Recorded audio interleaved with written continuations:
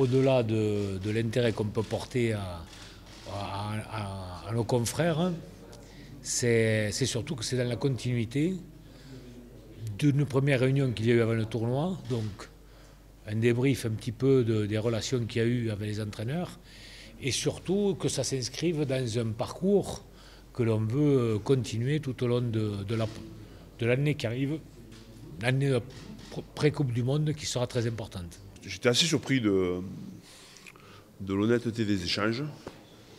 Je trouve que l'esprit reste extrêmement positif, je crois sincère aussi.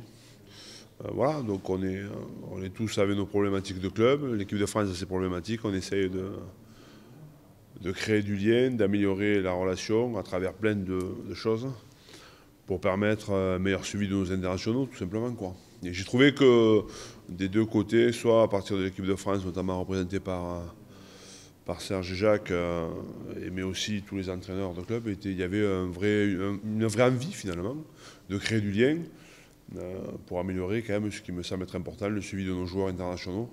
C'est une bonne réunion pour définir les choses le plus clairement possible, pour que les joueurs soient pris encore mieux en charge quand ils sont en transfert avec l'équipe de France et le club. Donc c'est une bonne chose. Comment assouplir encore le mode de fonctionnement sur la disposition des joueurs, la construction d'un groupe, les allers-retours entre les clubs et l'équipe de France. Donc plutôt que consolider un cadre, l'assouplir.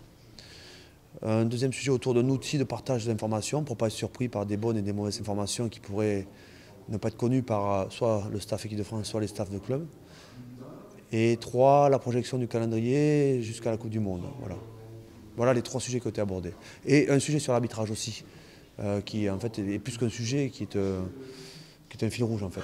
Comment on peut encore une fois améliorer cette relation, non pas dans les périodes de tournoi, parce que dans la période de tournoi on l'a vécu et c'était plutôt bien passé, mais plutôt tout au long de la saison, quoi.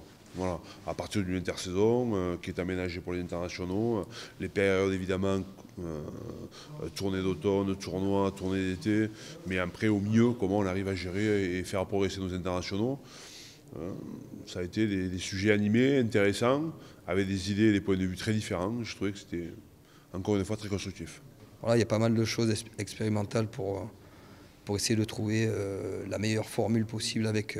on connaît nos contraintes et trouver le meilleur équilibre. Je ne connais pas le niveau international, j'ai pas eu le bonheur, la chance ou le talent d'être international. Et je crois que c'est à travers ces échanges-là, à travers ce niveau-là, que je vais progresser aussi, quoi. Voilà. Et si je progresse, mes joueurs vont progresser. Voilà. Et je trouve que c'est une très bonne démarche pour encore une fois améliorer tout le lien et toute la relation qu'on peut avoir avec le staff de l'équipe de France. Que j'ai trouvé avec beaucoup d'humilité. Beaucoup d'échanges. Je trouvais que c'était intéressant.